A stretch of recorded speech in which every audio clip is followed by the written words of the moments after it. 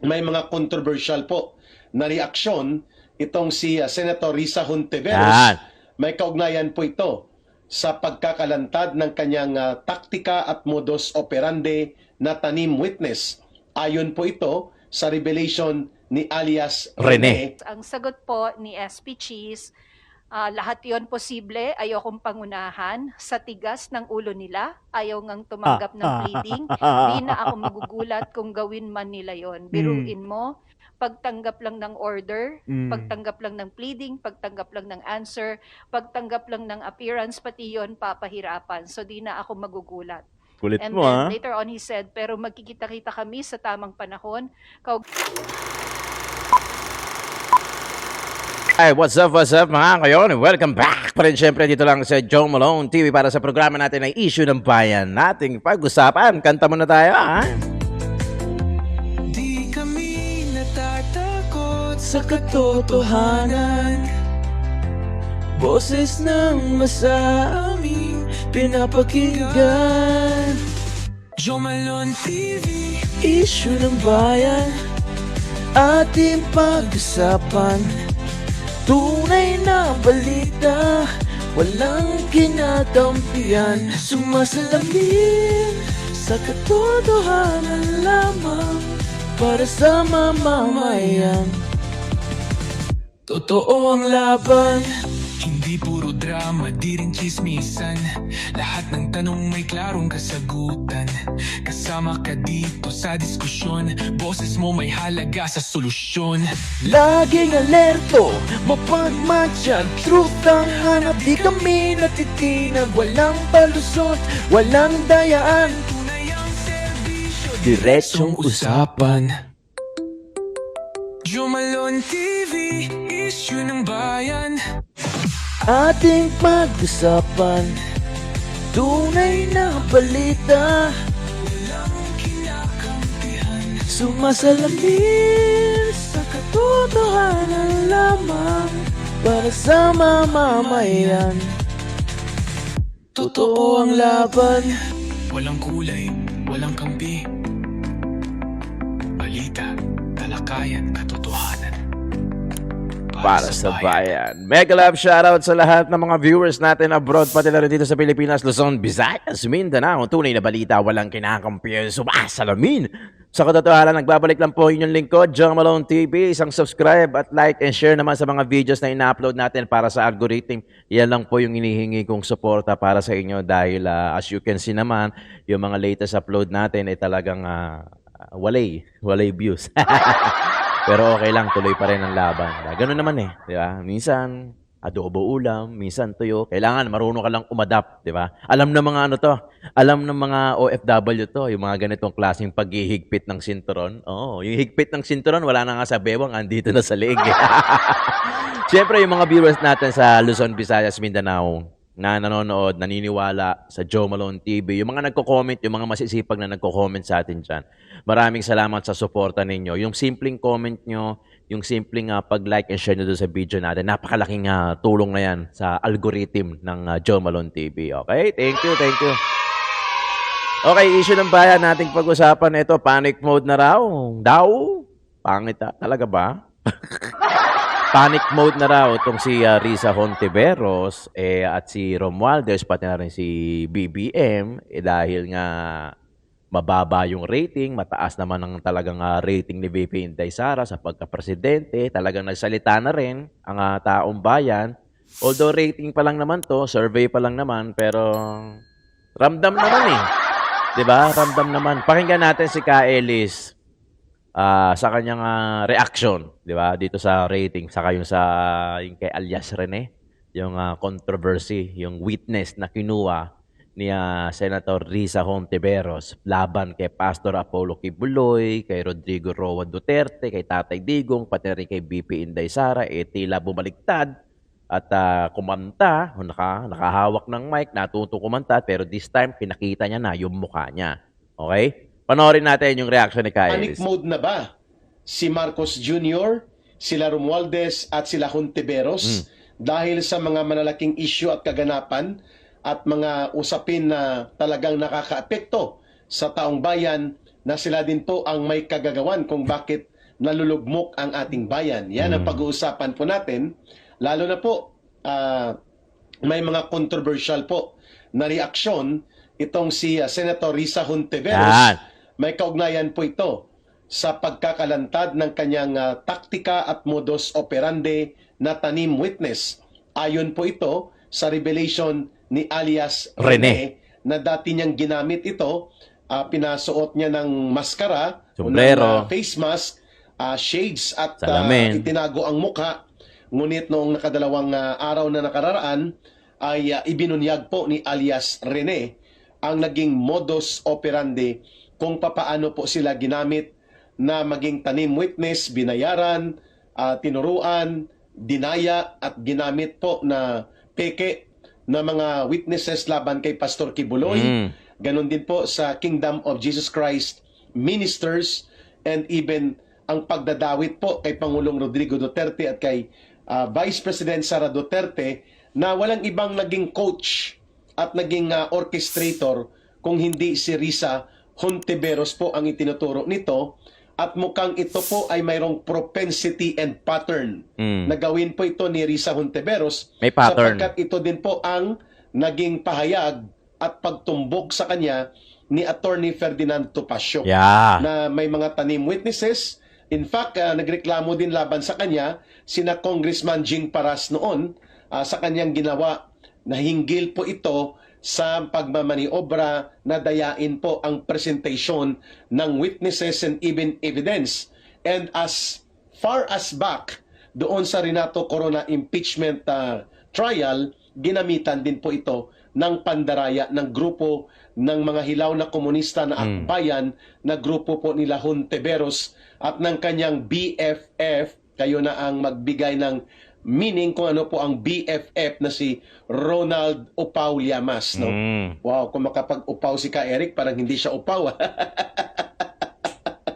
Itong feeling analyst, feeling political analyst, no? Kagaya din ito ni Sub-Saharan Hidarian na hindi nga naman nakatapak halos ng regular sa Mindanao, ay hinusgahan niya na Sub-Saharan region ang Mindanao, no? Na parang panahon pa ng mga taga-taong gubat ng Afrika ang Mindanao, no? Kulukoy din ito si Richard Sub-Saharan, Kulukoy Hidarian, ano? Pareho to sila ni Ronald Upaw Llamas na mga operatiba na ang tawag natin dyan political mercenary.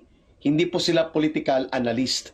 Pag sinabi pong political mercenary, pinupunduhan sila ng a certain group of politicians, oligarchs, o mga grupo na may political vested interest, lalo na po sa isang partikular na administrasyon, upang magsagawa po ng tinatawag na special political demolition job. Natandaan nyo, kwento lang natin Dati, gumawa kasi ako ng Facebook page, backup ko para kay Duterte. Duterte 2028. Before election this year, 2025. Pucha, na-take down yun.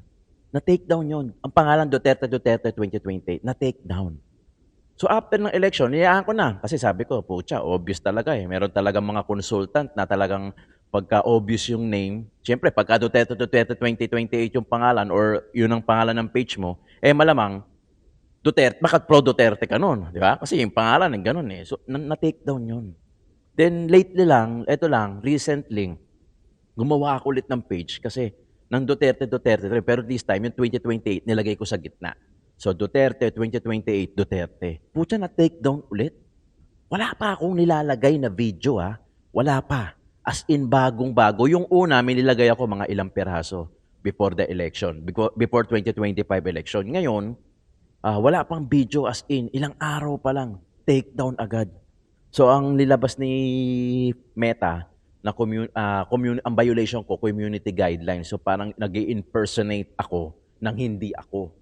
Take note, wala pa ako nilalagay na video. Backup channel ko sana yon. Alam niyo, mamilig ako sa backup Sila Miss Joey din, may mga backup din yan. Even SMNI, may mga backup di ba? May mga backup na Facebook page or channel na sa ganon, kung halimbawa nga bumaksak tong isa na takedown, which is nangyari na nga, meron kang backup. So ganon ang realidad ng isang content creator. You need to have your backup and your backup should have backup also. Para sa ganon, hindi ka mawalan balang araw. Kasi kung isa lang ang page mo, wala. Pag na-take down, ito, gaya wag naman sana, tapos. 'Di ba? Tapos yung pinaghirapan ko na 340 subscribers, 'di ba? Tuloy natin. Kunwari, they are passing on their views as a form ng kanilang political analyst na papel, pero hindi naman talaga sila political analyst. Sila po ay mga armchair, more of political mercenary and operator para po sa isang padron o padrino na pumupundo sa kanila. Yan ang ibig sabihin po ng political mercenary. BFF po yan ni Hontiveros, itong si Ronald Llamas, no? So, nagpapanik attack daw si Risa Hontiveros dahil galit na galit siya at nanggagalaiti kung ano po ang kanyang gagawing reaksyon sa pagkakalantad at pagkakabulgar sa kanya dito sa paglalantad ng kanyang binayaran at kanilang ginamit sa maniobra na tanim witness doon sa pag-atake nila kay Pastor Apollo Kibuloy, sa mga ministro ng Kingdom of Jesus Christ, kay Pangulong Rodrigo Duterte, and even po pati kay Vice President Sara Duterte. Chess Van, may thyroidism si Risa, kaya nagkaka-panic attack siya. Pwede, no? Pwede. That is a valid observation, Chess Van, no? So, si Marcos din po, nagpa-panic attack. Mantakin mo sinabi niya ni Marcos sa Junior na huwag kayong mabahala, wala namang epekto sa ating ekonomiya at sa ating bansa at sa ating mga mamamayan itong nagaganap na armadong tunggalian at komprontasyon sa pagitan ng bansang Iran at ng bansang Israel. Wow, okay ka lang? Okay din ito si Marcos, no? Sabi nila hindi yan panic attack ka, Eric. Yan po ay kulang lang sa sundot. Sa terminolohiya po ng mga diktos, alam nyo na, diktos ba diktos? Kung medyo pababa na po, yung amats, yung tama, sinusundot yun. Kaya sabi nila hindi yan, Eric. Follow up. Hindi yan panic attack. Ano ka naman, Eric ba? Follow up. Yan ay kulang sa sundot. Kayo naman. Sundot Sundot, talaga. follow up. Parang gano'n. Pag bumababa na yung amats, follow up mo na. Tuloy si Ka Eric, no? Mga kababayan. Dahil, mantakin mo sasabihin niya, bilang presidente ng Pilipinas, wala daw epekto. Don't panic. It's organic. Kung si mayor ng Manila, ng lungsod ng Maynila na si Isko Moreno, no? Ay pero sa Biyernes yata po, Friday or Monday, magkakaroon na po ng panimulang pagpapatupad ng halos 5 piso sa kada litro po na pagsirit ng presyo ng produktong petrolyo sa Pilipinas. At may nakaambang pang susunod na mga 3 hanggang 4 na piso po. So that's around 9 pesos in a matter of 1 week ang projected increase per litro ng gasolina at diesel at iba pang mga produktong petrolyo sa Pilipinas. So don't panic sabi ni Marcos. Hindi kami nagpapanik, nagagalit ang taong bayan. At sabi nila, Ka Eric, i-correct mo ang iyong description na nagpapanik attack si Marcos. Hindi po yan panic attack. Yan po ay kulang sa sundot. Mga terminolohiya po yan ng mga diktos. Ang sundot po, ay ulitin ko lang, pag bumababa ng amats, ang tama follow up. So sundutin mo. Tirahin mo ulit para Umangat umalsa ulit ulit yung at tama. maging maganda at maging euphoria ang iyong pakiramdam. Naralaman ko lang din yan po kasi tayo naman po ay lumaki sa lugar na may mga ganyang kalagayan na obserbahan po natin ang drug addiction. In fact, ang kapatid kong babae ay nirescue po namin nung ako'y nasa NPA sa isang bagsakan ng malaking bagsakan ng shabu sa Naik, Cavite. Nang ako po ay nasa National Operations Command ng New People's Army, na-deploy ako sa National Intelligence Unit ng National Military Commission ng NPA at ng Communist Party. Natunto namin ang kapatid ko noon na nasa Naik, Cavite. No? So yan po, mga kababayan, intindihan ko po yung mga termino na ganyan, but don't you worry po. Ako po ay nag-undergo ng hair follicle test. The harvest of the hair follicle samples and specimen sa buong dalawang legs ko po, inubos yan for almost 45 minutes. No? Nagtiyaga tayo noon bago start ang campaign noong 2025 na halalan. No? So, negatibo po tayo sa 6 na mga substances that includes cocaine, methamphetamine hydrochloride, among others. No? Opium, basta 6 yan na drug substances. No? Parang DNA test yan, kaya ayaw ni Marcos Dami pala yun. Sapagkat alam na. No? Madami pala Mahirap yun. po na magkaroon ng confirmatory result, no, hinggil sa kanyang kalagayan. So, yeah, I agree. Hindi siguro ito panic attack, kundi kulang lang sa sundot, no, kung bakit nagawa niyang ipahayag yung sinasabi niya na wala namang significant na epekto ang nagaganap na tunggaliang armado ngayon at atakihan sa pagitan ng bansang Israel at ng bansang Iran. Samantalang mga nasa halos 9 pesos to 10 pesos ang estimated na average na itataas po sa loob ng 1 linggo sa halos lahat ng presyo ng produktong petrolyo per liter. Almost 9 pesos to 10 pesos po yun. So, terrible pong epekto niyan, mga kababayan. Sigurado po, sisirit po ang mga bayarin sa mga pagkain, bilihin, konsumo sa kuryente, at iba pa pong mga pangangailangan sa batayang requirements ng para mabuhay ang isang pamilya na mga ordinaryong Pilipinong nakaasa lamang sa sahod nila o sa kayod. Grabe yan, ano ang available na kayod. Malaki yan. Napakalaking bigat po na 1 peso nga lang na pagsirit sa presyo ng produktong petrolyo. Halos ang epekto niyan, mawawalan ka ng purchasing power na mga 300 pesos per month. So ano pa kung 9 pesos? That means mga mahigit 2,000 po na value ng income mo ang mawawala. At hahanapin Malaki mo yan. Hindi yan biro. Napakabigat po yung 2,000 mahigit Oo. na pagkawala ng value of income ng tao, ng isang pamilya, lalo na po kung ikaw ay isang kahig, isang tuka, o kaya tinatawag na remedyo general. Yung kung ano lang ang available at walang kasiguruhan upang mag-survive ka. No, yan po ang kalagayan ng mga mamamayan.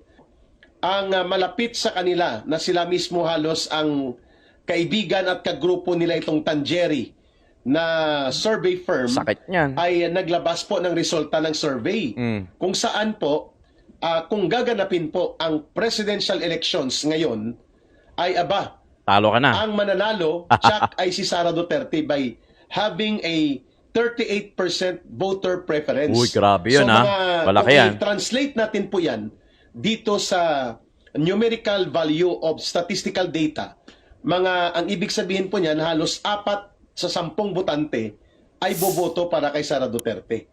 So, malaki po ang agwat niya. Sa sumusunod sa kanya, si Leni Robredo, ang pangalawa. Doon sa survey ng Tanjeri, na sinasabi ko nga kanina, ito po ay malapit na survey group sa kina Marcos at Romualdez. No?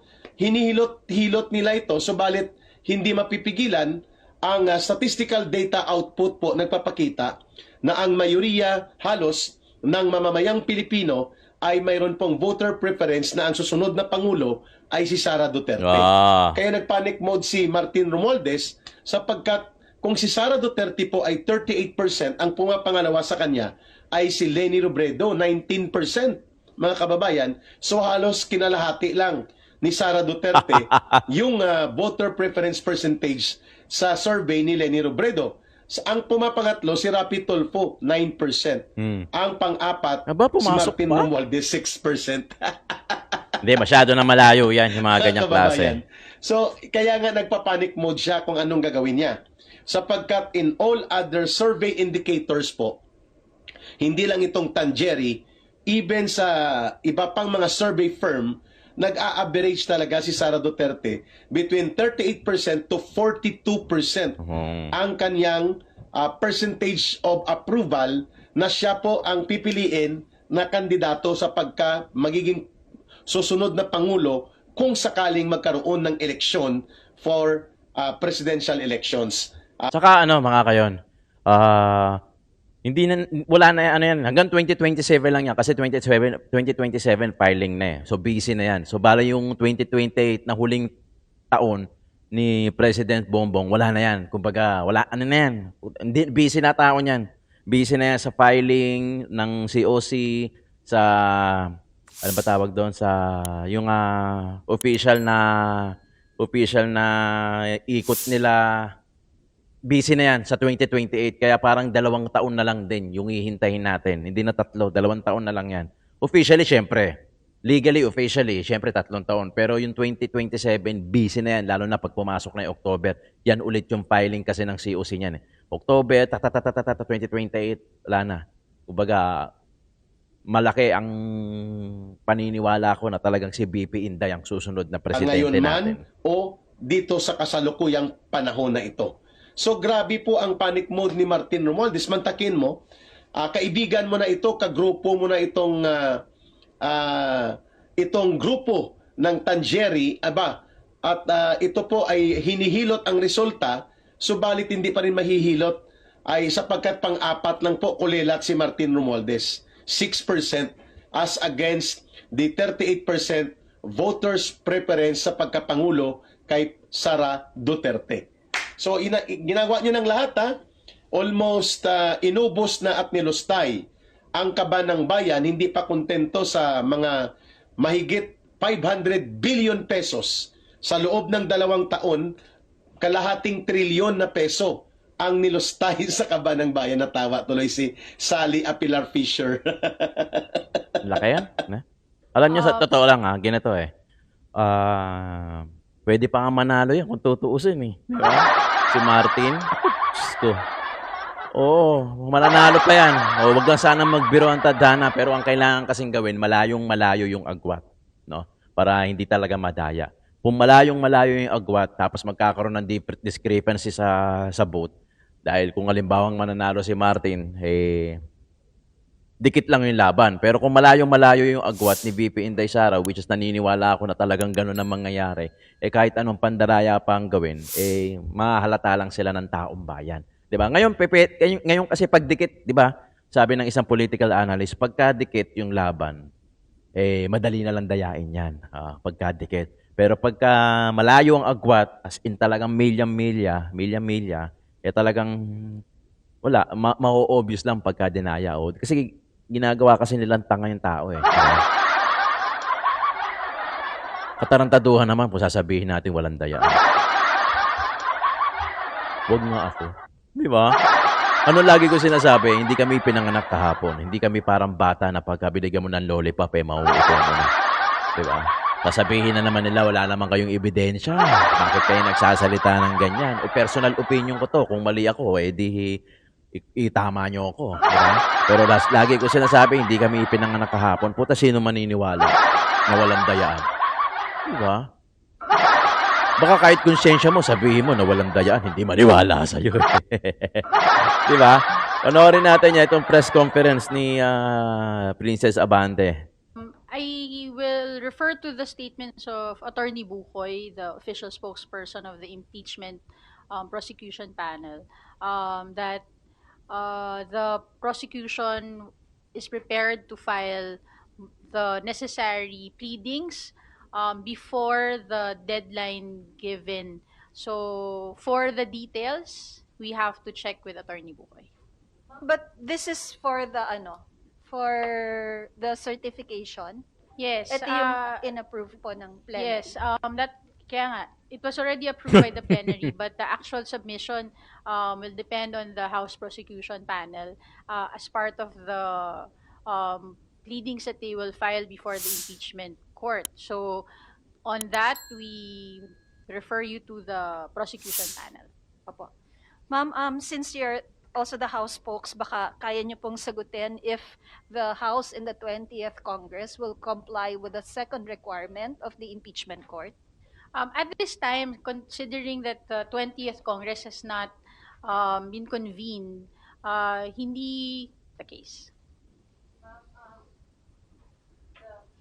Ma'am, the presiding officer of the impeachment court was also asked in a press conference earlier today kung pwede po bang walang compliance ang House sa second requirement pero magsasubmit sila ng appearance ng PROSEC. Ang sagot po ni SP Cheese, lahat yon posible, ayokong pangunahan. Sa tigas ng ulo nila, ayaw ngang tumanggap ng pleading. Di na ako magugulat kung gawin man nila yon. Biruin mo, pagtanggap lang ng order, pagtanggap lang ng pleading, pagtanggap lang ng answer, pagtanggap lang ng appearance, pati yon papahirapan. So di na ako magugulat. Kulit And mo, then ha? later on he said, pero magkikita-kita kami sa tamang panahon, kaugnay niyang ginagawa nila sa panahong ito. Your comments po. Well, hindi naman kami nagpapahirap. Kaklaruhin natin kung ano yung mga factual na pangyayari doon sa mga binanggit ni Senate President Chis Escudero. On June 11, during the last session day of the 19th Congress, a motion was made to defer the acceptance of the remand of the articles of impeachment, which was approved by the plenary. So, kaya hindi pa matanggap ng House because there was a motion approved sa plenary. Doon naman sa entry of appearance, again, pinapaliwanag natin, wala naman tinanggihan. Hindi nga lang kasi nagpakilala ng maayos ang mensahero kung ano yung binibigay nila sa House na dokumento. Hindi naman sinabi kung entry of appearance to o para saan. Walang tinatanggihan, walang pinahihirapan. Ang gusto natin, isang trial na magawa forthwith. Lintik na fourth with dyan. Thank you, Tina. Actually, kahit ako hanggang ngayon, hindi ko pa rin naiintindihan yung fourth with na yan. Ano talaga. Naging issue pa yung isang We salita. will now move on to the next questions from Melalis Moras of TV4. Hi, good morning po. Ma'am, follow-up lang din po dun sa tanong ni Ate Tina.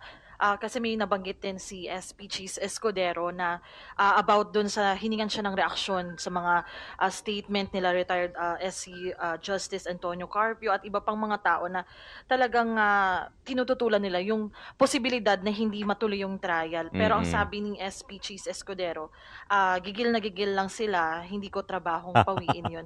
Ano po masasabi given that House Basag, prosecution team is really pushing din na talagang matuloy yung trial at makapagpresenta po tayo ng ebidensya? Kasi dapat lang matuloy ang trial. Yun naman na nakalagay sa saligang batas eh. Wala naman tayong pinaghuhugutang pang personal o pang politika. Ang sinusunod lang natin, yung nakalagay sa saligang batas, which is to proceed with the Forthwith. impeachment proceedings forthwith. So hindi naman po yung panggigigil. Kumbaga, alinsunod lang sa Constitution. Sumusunod lang po tayo sa alintuntunin ng saligang batas. Ang inang Okay. yan. Tanongin ko lang po, Ma'am, si Attorney Agay Cruz. Welcome po sa House. Ma'am, by Monday, June 30, 12 noon, officially start na po kasi yung pagiging congresswoman nyo talaga. Kayo po ba as early as now, are you planning to file bills na or may mga naihanda na kayo? At ano po kaya yun, if ever? Thank you very much po, no. Ma'am, gusto ko talaga sabihin, thank you for your wonderful question. Siyempre po bilang ngayon ay papasok at upon June 30, I'm coming from an executive role and excited also to bring my experience po bilang isang punong bayan pagdating po sa mga nakikita ko na mahalagang mga dapat na i-prioritize po ng ating administrasyon. Marami po tayong mga hinahanda na mga batas and also to advocate siyempre yung mabigyan ng pondo yung mga programa po. So, especially for health, para po sa education. And ako coming po from a province na Central Luzon, na kami po ay flood prone. So, isa din po yan sa mga gusto namin na i-advocate for a master plan, for flood mitigation, disaster resiliency, and many others, especially in areas of, again, health, education, and resilient infrastructure. Opo. Ma'am, nabanggit nyo kanina, isa rin kayong lawyer. As a lawyer, are you willing to extend your expertise or views din sa ating House prosecution team na nag-aasikaso ng impeachment? Well, I wouldn't exactly say that I am an expert. So for now, as an incoming po na district representative, I am just, I appreciate na nakikita po natin na gumagana po ang ating mga democratic institutions. bawat panig po ay napapakinggan. I think yun po yung pinakamahalaga. No? As we move forward, ako din, just like you, no, I'm also waiting for more information as they come, being now as a neophyte po na district representative. And if necessary or called upon to do so, to give my opinions, which I feel like, of course, bilang tinig, dahil ako po'y hinalal para maging boses po ng aking mga kadistrito, yun din po yung aking ipapahayag. I feel na it's very important that we be more transparent also with the process, the procedures, and I am just here to also fulfill my mandate as a district representative. So, yan lang po. Opo. Sulitin ko na po yung Neophyte yan. chance. Soundbite lang po dun sa mga recent statement ni Speaker Romualdez, Attorney Abante, and even Kong, you can also answer. Ano po yung masasabi nyo dun nga sa sinabi ni Speaker na suportado niya yung pagkakaroon ng overhaul sa National Food Authority para mapababa yung presyo ng bigas? And gaano to ka-importante? Kasi ngayon, when it comes to prices, talagang nagwo-worry din yung ating mga kababayan dahil dun sa magiging posibleng epekto ng Israel-Iran war. Hindi na bababa yan. The speaker supports the NFA revamp bill, no?